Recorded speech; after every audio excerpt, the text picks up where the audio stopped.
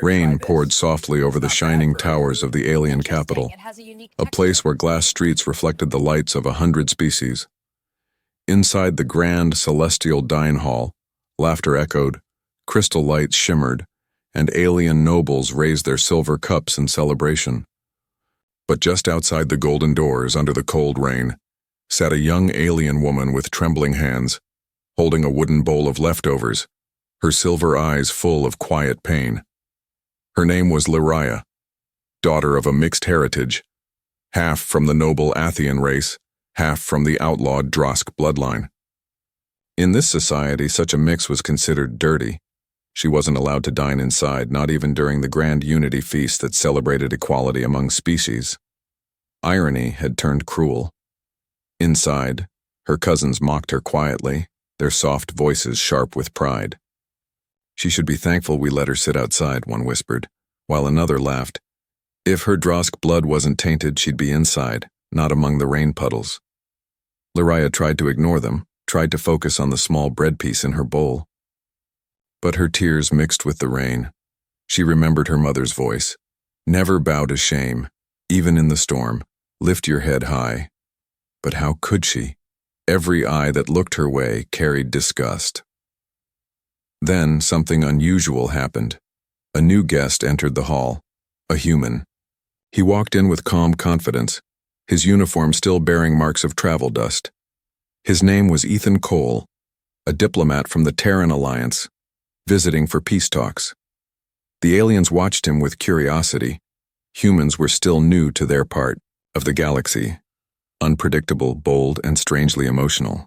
As Ethan looked around the room, his gaze fell on the open doors, and there, in the dim light outside, he saw Lyria, wet, cold, and humiliated. Something in his chest tightened.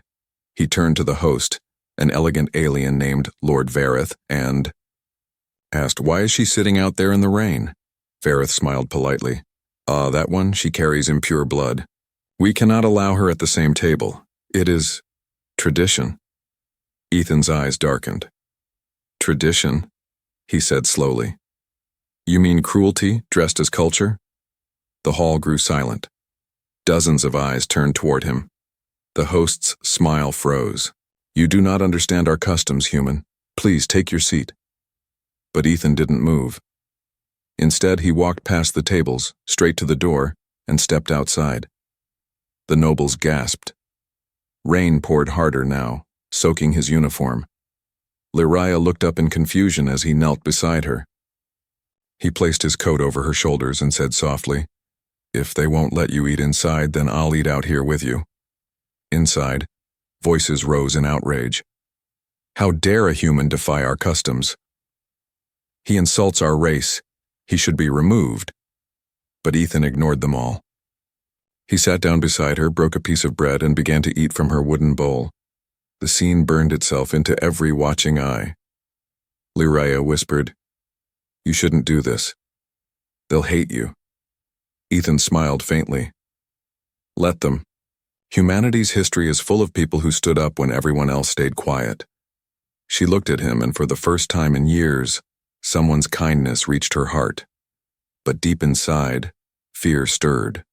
She could feel the angry eyes of the nobles behind the glass walls, the tension rising like a storm. Within minutes, the guards stepped forward, ready to remove Ethan.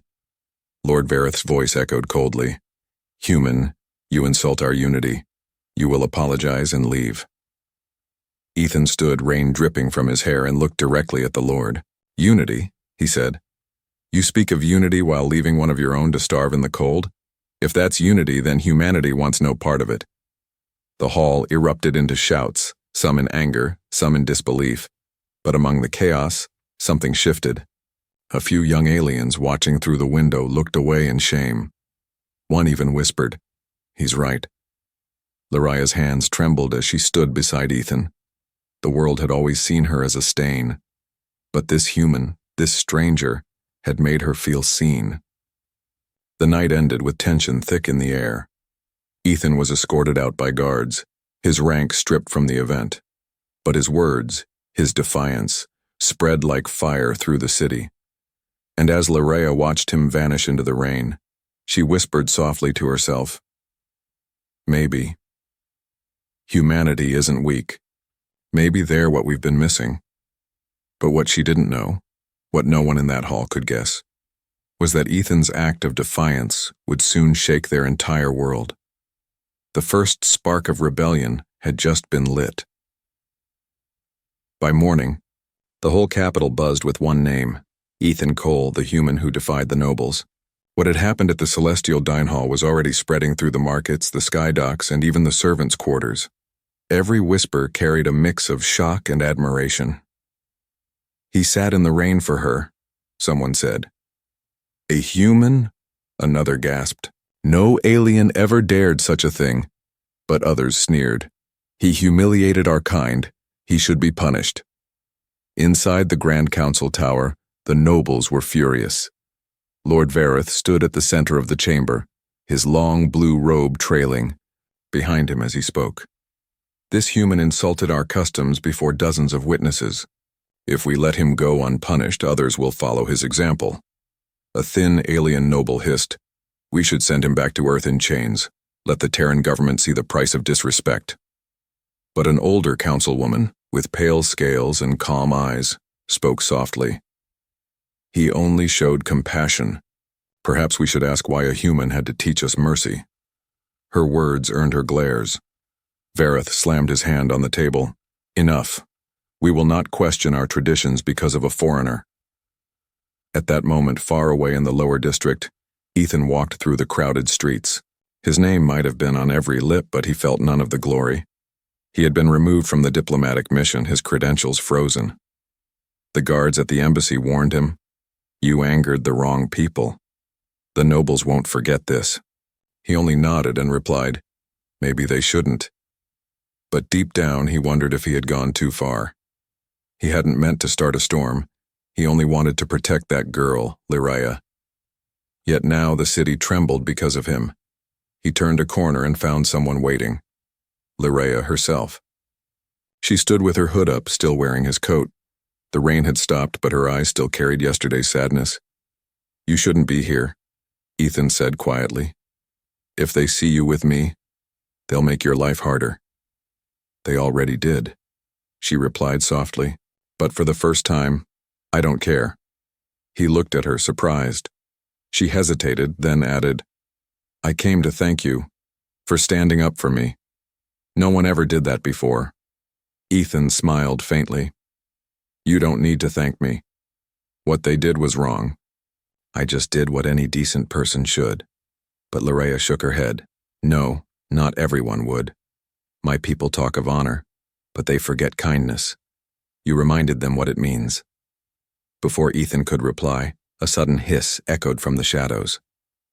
Two armored guards stepped out, their weapons glowing. "Human, by order of the High Council, you are to return to the embassy immediately," one said coldly. Ethan's voice stayed calm. "And if I refuse, then you'll be escorted by force." Lyraya stepped forward, fear in her eyes. "Please, don't hurt him." The guards hesitated for a moment. Then one of them whispered, "Orders are orders." But before they could move, a small group of civilians gathered nearby, watching. Some of them had heard the story, and whispers began again. "That's the human who stood up for her. Why are they arresting him? He did nothing wrong." The guards looked uneasy as more people gathered. Lyraya suddenly took Ethan's hand. "Come with me," she whispered. "I know a place where they won't find you." Without waiting, she pulled him into the narrow alleyways of the old district. They ran through steam vents and glowing signs, their footsteps echoing. Finally, she led him to a small abandoned workshop hidden beneath the lower towers. She lit a lantern. The faint golden light revealed dusty walls and old tools. "This was my father's place," she said softly, "before they took it from him because of our bloodline." Ethan sat down, catching his breath. "You shouldn't risk this, Lyraya." She looked at him with quiet strength. "You risked everything for me. Now let me return that." Outside, thunder rolled again. The city lights flickered. Meanwhile, in the High Council Tower, Vareth's assistant entered the room with trembling hands. "My lord, The public is starting to question the law. Some say the human is a hero. Vareth's eyes went cold. Then we'll remind them what happens to those who follow outsiders. He turned toward the window, his voice like ice. Find the girl. If she's with him, make an example of them both. Far below, Lariah looked out the cracked window, unaware of the storm coming. They'll never understand, Ethan, she said softly. But maybe this time they'll see the truth. Ethan looked at her, his voice steady. Then we make them see it. The faint hum of hovercrafts echoed in the distance. Guards were already searching the streets.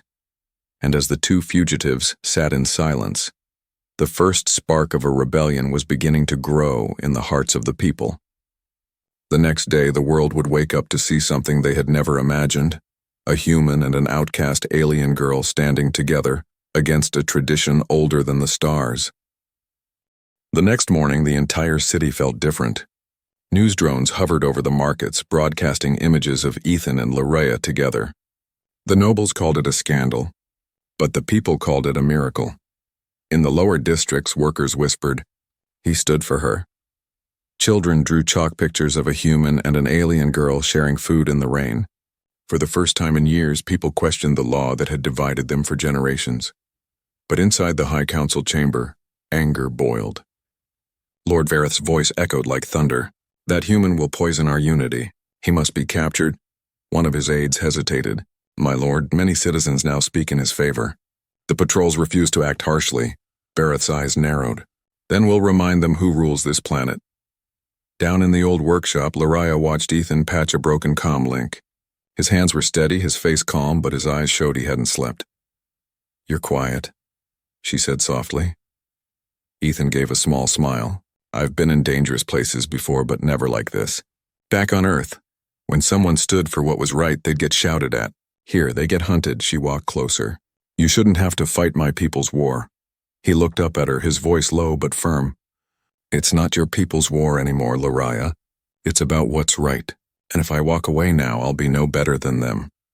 She looked down, her fingers tracing the edge of his jacket sleeve. "They won't stop, Ethan. Vareth will come for you and for me." Ethan nodded. "Then we'll make sure they regret it." Before she could answer, a faint beep echoed through the workshop. Ethan's comlink flickered to life, showing a human face, a friend from the embassy. "Ethan, you're all over the network. The council's calling you a terrorist. They say you're trying to destroy peace." Ethan's jaw tightened. "Peace built on fear isn't peace. Tell command I'll explain myself once this is over." The signal cut. Silence filled the room again. Lariah could feel his anger, but behind it something else, determination. Suddenly a crash echoed outside. The window shook. Lariah ran to look. Glowing drones circled the alley, red light scanning. "They found us," she whispered. Ethan grabbed a metal pipe and checked the exits. "Go to the back." The door burst open. 2 armored guards entered. "By order of the council, you are under arrest." Lariah's heart pounded. Ethan stepped forward. "You'll have to take me by force." The first guard aimed his weapon, but before he could shoot, the power flickered. Sparks flashed. Lariah had pulled the main circuit fuse. The room plunged into darkness. "Run," she cried. They dashed through the side exit, jumping over broken crates as the workshop exploded behind them. The blast threw dust and fire into the narrow street. They ran through the neon rain, hearts racing. Sirens wailed in the distance. Lariah's breath came in sharp gasps. "Where now?" Ethan pointed toward the city's old train tunnels. "Underground. We'll be ghosts." They reached the tunnels, dark, quiet, forgotten. The air smelled of rust and damp metal. Ethan lit a small torch, its soft glow reflecting in Lariah's silver eyes. For a long moment, neither spoke. Then Lariah asked quietly, "Why do you care so much, Ethan? You could have left me that night." "You don't even know me." Ethan looked at her with tired eyes. "Because someone once stood up for me when everyone else turned away. I promised myself I'd do the same for anyone who needed it." Her eyes softened. "And now you're risking your life." He smiled faintly. "Maybe it's worth it." Above them, the council broadcasted emergency orders. Ethan Cole was now declared a threat to interplanetary peace. His image flashed on every screen. Arrest the human who defies unity. But the message had an opposite effect. Workers began to march. Students held signs saying, "Let her eat inside." Even some guards lowered their weapons, questioning their orders. In the dark tunnels, Lariah listened to the echoing chants from above. "They're fighting back," she whispered. Ethan looked up, the torchlight flickering on his face. "No, Lariah. They're waking up." For the first time she smiled, a real smile, small but full of hope. But outside shadows moved. Vareth's private hunters were already closing in. The rebellion had begun, but so had the hunt. The city's night sky glowed red with storm clouds, and beneath the flashing lights, the streets buzzed with tension. Posters of Ethan Cole and Lariah now covered every wall. The words "Enemies of Unity" blinked in bright warning letters. Drones patrolled above, searching every shadow. From the upper tower, Lord Vareth watched the chaos below. His calm face hid his anger. Behind him stood his newest ally, Commander Threx, leader of the elite hunters, a massive alien with black armor and a scar running across his jaw. "Find them," Vareth ordered coldly. "No mercy. I want the human alive long enough to make an example." "The girl," he paused, his tone sharp. "She's no longer one of us." Threx bowed his head. "Understood." Far below, in the forgotten train tunnels, Ethan and Lariah hid among the old steel carriages. The tunnels were damp and silent except for the dripping of water. Lariah sat against the wall, holding a small glowing crystal that gave off a faint blue light. Ethan looked around. "We can't stay here long. They'll track the heat signatures." Lariah nodded, her face pale from exhaustion. "There's a place deeper in. The Resistance once used it. It's dangerous, but will be harder to find." They started walking deeper into the tunnels, their steps echoing through the dark. Ethan noticed her trembling hands. "You're freezing," he said, taking off his jacket and wrapping it around her. She looked at him, eyes soft. "You've lost everything because of me, Ethan. Your job, your safety, even your world's respect," he smiled faintly. "If doing what's right makes me lose everything, then maybe everything wasn't worth keeping." She didn't reply, but a tear rolled down her cheek. Suddenly, a faint buzzing sound echoed through the tunnel. Ethan stopped. "Drones," he whispered. They turned off the crystal light and crouched behind a broken train. Red scanners passed over the walls. The air grew tense. Ethan quietly reached for a metal pipe, gripping it tightly. Lariah's heart pounded. The drone floated closer until a sudden bang echoed. A rock fell from above, crushing it. Sparks flashed, and a shadow stepped out from behind the wreckage. It wasn't a guard. It was an old alien covered in dust, wearing a worker's vest. "Come with me if you want to live," he said in a rough voice. Lariah hesitated. "Who are you?" "Name's Orvik. Used to work with the Resistance before they burned it down. I know these tunnels better than the Council knows their own laws." Ethan nodded. "Then lead the way." Orvik guided them through narrow passages until they reached a small hidden chamber filled with old machines and maps. "This was our base," he said. "We fought for freedom once, but no one listened. Then a human stood up for one of ours, and now people whisper hope again." Lariah looked around, amazed. "You think they'll fight back?" Orvik's eyes burned with quiet fire. "They already are. Your faces are everywhere. You've become symbols," Ethan frowned. "Symbols don't stop bullets," Orvik smirked. "True, but they start revolutions." Before they could speak more, a loud explosion shook the ground. Dust fell from the ceiling. Orvik grabbed a scanner. "They found the entrance! Run!" They sprinted down another tunnel, the sounds of boots and engines echoing behind them. "Go!" Ethan shouted, pulling Lariah ahead. The tunnel split into two paths. "Left or right?" "Left," she shouted, but Orvik stopped them. "No, right leads to the old station." "I'll hold them off." Ethan grabbed his arm. "You'll die." The old alien smiled sadly. "Someone always has to." He pressed a small metallic key into Ethan's hand. "Keep running. Find the tower under the sea. That's where the truth sleeps." Then he turned and disappeared into the smoke. Moments later, blaster fire echoed through the tunnels. Lariah covered her mouth to stop a cry. Ethan pulled her forward. "We can't stop." He bought us time. They ran until their lungs burned. When they finally stopped, they were inside a huge chamber with glass walls, an abandoned maintenance station. Through the glass, they could see the lower city lights far above, like stars trapped in fog. Ethan looked at the metallic key in his hand. It glowed faintly. "Tower under the sea," he whispered. What did he mean?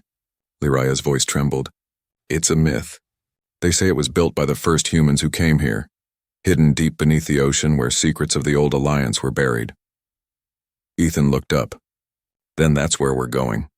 Before they could plan further, a cold, metallic voice echoed from the shadows. You won't reach it alive. They turned. Commander Threx stood there, his armor shining, his red eyes locked on them. Lyraya froze in fear. Ethan stepped forward, gripping the pipe again. If you want us, you'll have to fight. Threx smiled cruelly. Good, I was hoping you'd say that. The tunnel lights flickered. Rain hammered the streets above. And deep underground, the first clash between defiance and tyranny was about to begin. The echo of Commander Threx's metallic boots filled the chamber. Each step sounded like thunder in the dark. His red eyes glowed, scanning the shadows where Ethan and Lyraya stood. You've caused quite a mess, human, Threx said, his voice sharp and cold. The council calls you dangerous. I call you foolish. Ethan raised the steel pipe, his hand steady despite the pounding of his heart. I've been called worse, Threx smirked. Then die with pride. The fight began. Threx moved like a storm, his blade flashing in the dim light. Ethan dodged, swinging the pipe with desperate strength. Sparks flew when metal struck metal. The noise echoed through the tunnels. Lyraya searched the floor, found a broken energy cell, and threw it toward a leaking pipe. The spark ignited, sending flames between Threx and Ethan. The commander stepped back, momentarily blinded. Run! Ethan shouted. They dashed through a side door as the chamber filled with smoke. Alarms blared. The tunnel ahead sloped downward toward the old sea access zone. Behind them, Threx roared, You can't hide forever, human. They ran through dripping corridors until they reached an old platform, half submerged in dark water. A rusted submarine rested nearby, covered in algae. Lyraya gasped. This must be one of the old resistance crafts. Ethan looked at the control panel. It still glowed faintly. If we can power it, we can reach the sea tower. They worked together, reconnecting the energy cells and clearing debris. Lyraya's slender fingers moved quickly over the controls. Systems are weak, she said, but it might hold. Ethan smiled. That's all we need. The engines coughed, then rumbled to life. The old submarine began to sink slowly into the dark waters beneath the city. Above them, the sounds of pursuit faded. For a moment, they felt safe. As the sub descended, the outside world turned black and quiet. Only the soft hum of machinery and their own breathing filled the cabin. Lyraya looked out the window at the deep ocean, her reflection pale in the glass. I used to dream about the sea, she whispered. They said it hides the truth of our creation. I never believed it until now. Ethan looked at her. Truth never stays buried forever. Hours passed as they navigated through the ancient underwater tunnels. Strange lights shimmered in the distance, bioluminescent creatures swimming in schools. Then, as they turned a corner, the darkness opened into a vast chamber. And there it was, the tower under the sea. It stood like a sleeping giant made of silver and black stone, covered in glowing patterns. Around it, the water shimmered with light as if alive. Lyraya's eyes widened. It's real, she breathed. My mother told stories about this place. It was built before the council, before the wars. Ethan guided the sub closer. Then maybe it still remembers the truth. They docked near a small airlock and stepped inside. The air was thick and ancient, like it hadn't been breathed for centuries. The walls glowed faintly with unknown symbols. Lyraya touched one of them. It flickered, then projected an image, two figures, one human, one alien, shaking hands. Ethan stared. It's a record of the first alliance. The hologram changed again, showing blueprints, names, and words that made Ethan's blood run cold. It spoke of unity between humans and Athean, a bond meant to build peace. But one name stood out, Vareth. Lyraya gasped. My ancestors worked with him, but here it says he betrayed them. The projection showed Vareth leading a coup, erasing history and declaring humans as outsiders. He built the council on lies, hiding the truth of shared heritage. Ethan clenched his fists.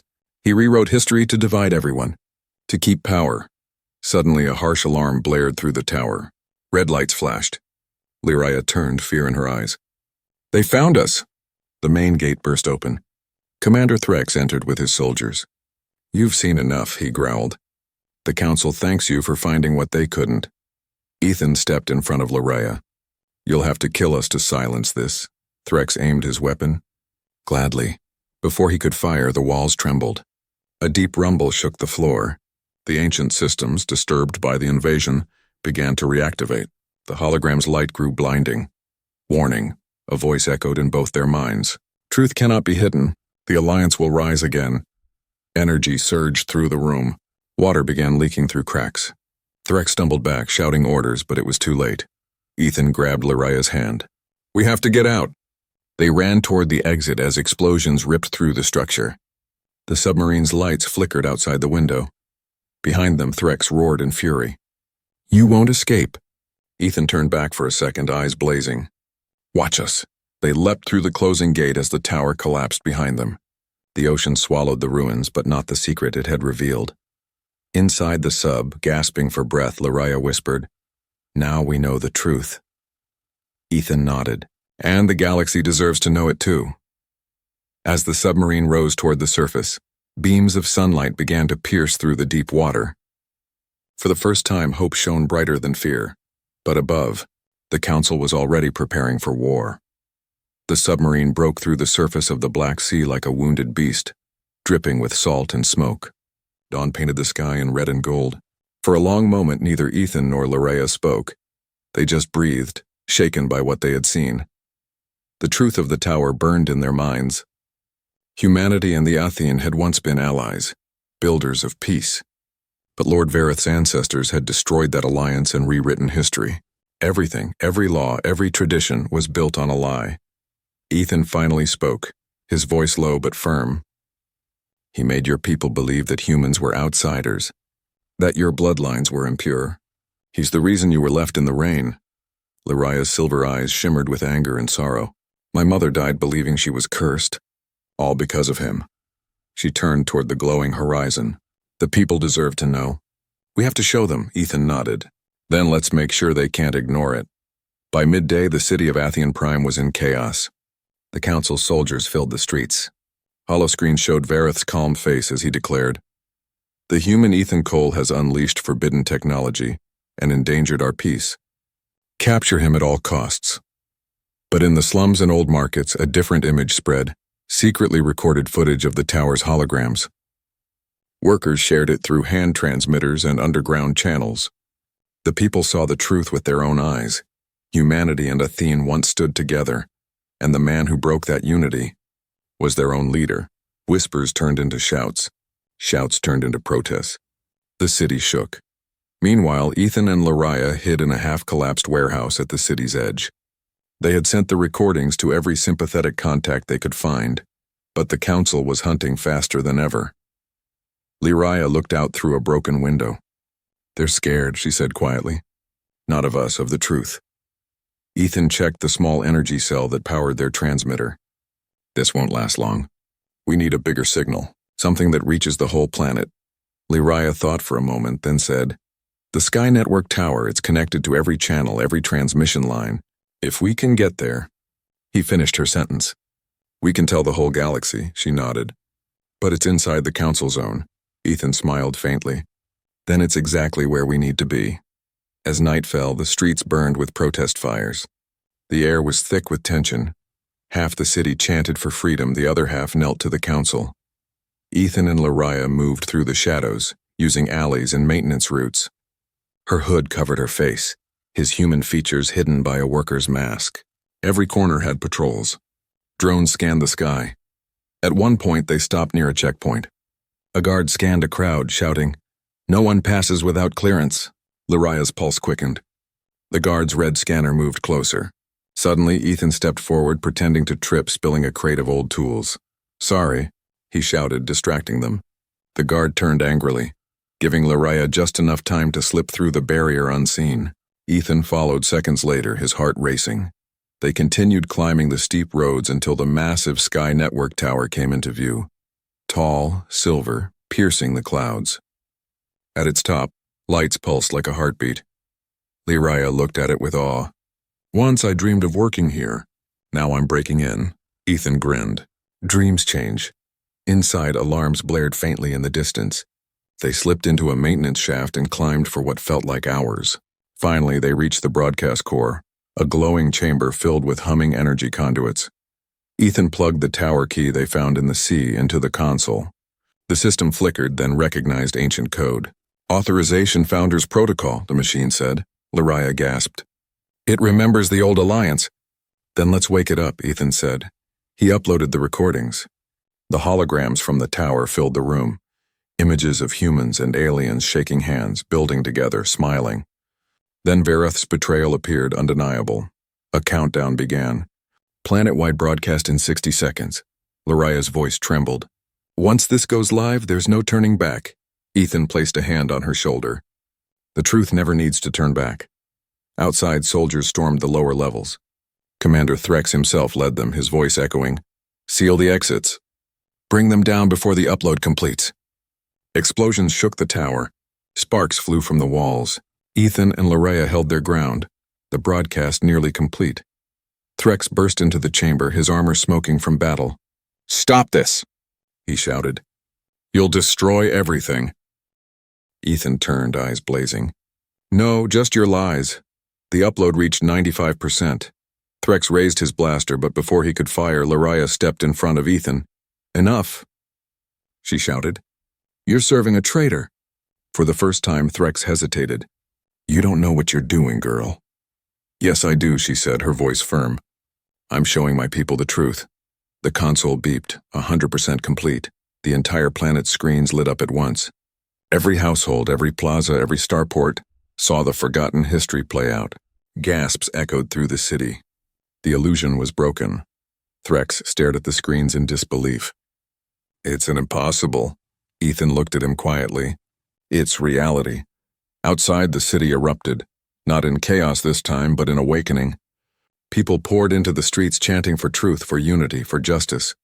But above them all, Lord Vareth watched from his palace window, fury burning in his eyes.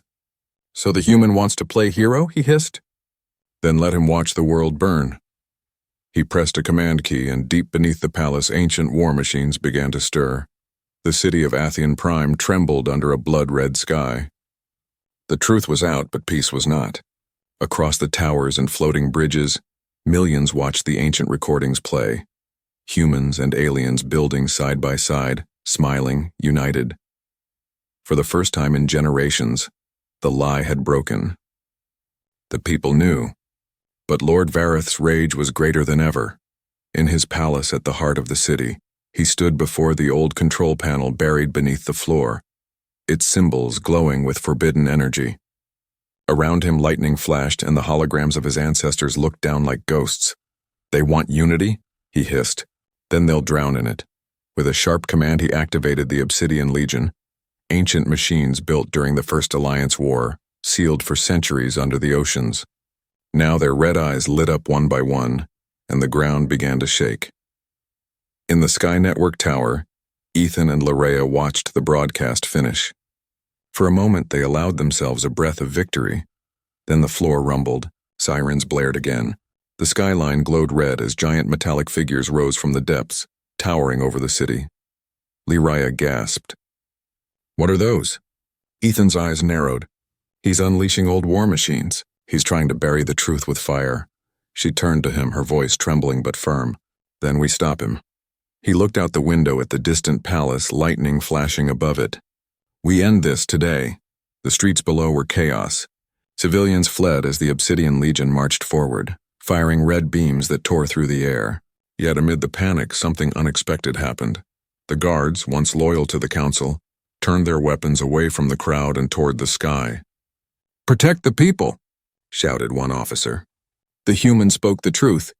For the first time, humans and aliens fought side by side. Ethan and Lariah raced through the burning streets, dodging debris and falling metal. The air smelled of smoke and ozone. When they reached the city square, Ethan saw something familiar. A transport cruiser half destroyed, still operational. He turned to her. "Can you fly?" She nodded. "If it still breathes, I can make it soar." They jumped inside. The engines coughed, then roared to life. Flames licked the edges of the wings as they lifted into the stormy air. The palace loomed ahead, dark and glowing with energy. Inside the command tower, Lord Vareth stood before a vast window, watching the machines destroy his city. He smiled coldly. "Let them see what happens when they defy tradition. A voice echoed behind him. You call this tradition? It's madness. He turned sharply. Ethan and Larea stood in the doorway, soaked from rain, eyes burning with defiance. You should have stayed hidden, human, Vareth sneered. Now you'll die seeing how small your courage really is. Ethan stepped forward. You built a world on lies, Vareth. You used fear to keep them divided, but the truth is stronger than your machines. Vareth laughed, pressing a control on his arm console. Then let's test that truth. The palace floor opened and a towering war mech rose, a monster of steel and fire. Vareth climbed inside, the cockpit ceiling around him. The mech's red eyes blazed as it stepped forward. Ethan pulled Larea behind a pillar as the floor shook. We can't fight that head-on. She looked at the glowing walls. The palace runs on the same ancient energy as the tower. If we overload the core, it'll shut everything down. He nodded. Then I'll distract him. You trigger the overload. No, she said. You won't survive. He smiled gently. You once said your people forgot kindness. Don't let them forget sacrifice too. Before she could stop him, he ran into the open floor, shouting, Vareth! You talk about power, but you've already lost it. The mech swung its massive arm. Ethan dodged, grabbing a fallen spear and striking the power cables. Sparks burst. Vareth roared. You think you can stop me, human? Ethan shouted back, No, but she can. Behind the mech, Larea reached the central core and slammed the overload switch. The palace lights flared white. Energy surged like a tidal wave. Larea! Ethan shouted. She turned toward him, tears in her eyes, whispering, For unity. The explosion tore through the tower, shaking the city. The Obsidian Legion froze mid-step, their red eyes dimming. The sky filled with light.